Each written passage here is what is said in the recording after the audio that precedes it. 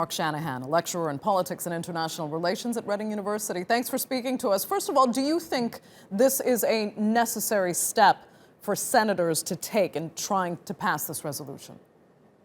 It's a logical step that they're taking. Since he's been acquitted from the impeachment trial, Donald Trump has moved towards a rather more autocratic stance. He believes that his powers are unchecked and that he more or less can run the country in any way that he wants. Now, Congress will see this definitely differently.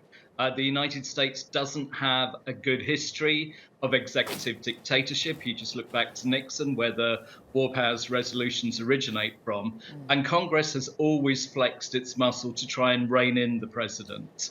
Donald Trump is a domestic president. All of his actions in the Middle East, and in fact, all of his foreign policy actions, are about winning votes at home. And that is what actually worries a lot of senators, that he is acting in such a way that he could go rogue, he could make decisions that he think might benefit him politically in the short term, but that will have disastrous consequences for foreign policy in the longer term. I think this resolution will go through, but he will veto it.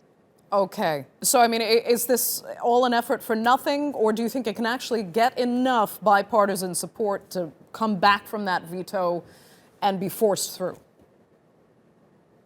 They won't get the two-thirds majority. Mitch McConnell, as the Senate Republican leader, has made it very, very clear that he supports the president. But Congress has to be seen to be putting a check in place. As well as a presidential election year, this is also a congressional election year. And there is a chance that the Senate could turn Democrat, so that by the end of the year, they could actually quash a veto. They could bring a new resolution, and they could fundamentally change the power that the president has. Both sides are flexing their muscles at the moment.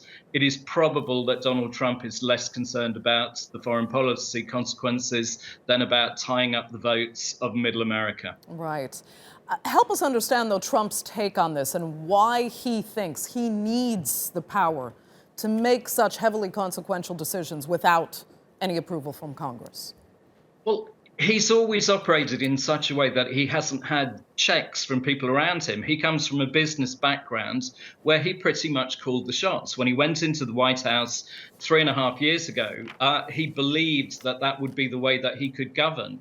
The separation of powers in America means that that isn't possible.